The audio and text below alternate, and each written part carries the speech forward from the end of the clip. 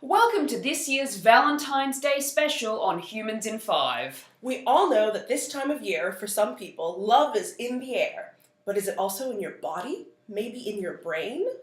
Scientists have spent large chunks of the 20th and now 21st century studying the effects of oxytocin, better known as either the love hormone or the cuddle hormone. Researchers in the popular media love this little protein because it may play a role in the feeling lovers are feeling today. But it may also play a role in cases where love has turned sour. Oxytocin is a neuropeptide or small protein produced in the hypothalamus, a major hormone-producing center in our brains. This protein works in the brain and in the body to have a multitude of important functions. One of the first functions of this hormone to be discovered was its role in facilitating childbirth during labor and in helping mothers breastfeed.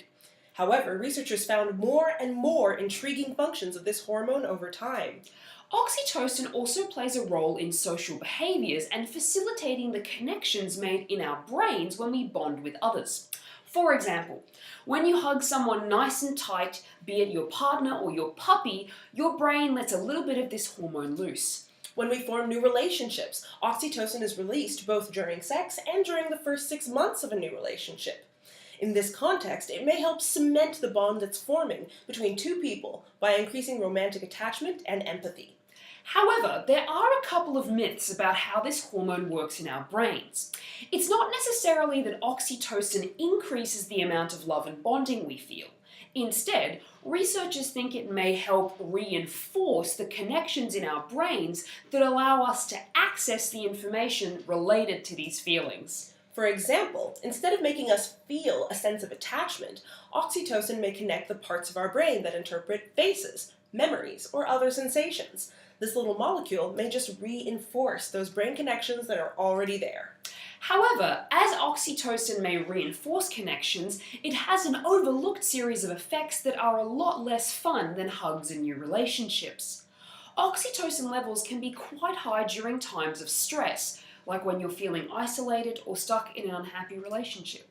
During these stressful periods, oxytocin may work alongside our body's stress response to mitigate the extreme sensations that may occur during periods of separation and isolation.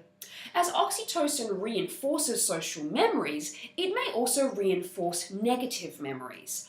For example, a 2010 study found that after taking oxytocin, men who had negative relationships with their mothers actually saw them as less caring. It's also been found to reinforce some antisocial behaviors. People exposed to oxytocin express more negative feelings about others or outgroups they didn't normally engage with or relate to. In certain contexts, oxytocin made people act more aggressive towards outsiders or competitors.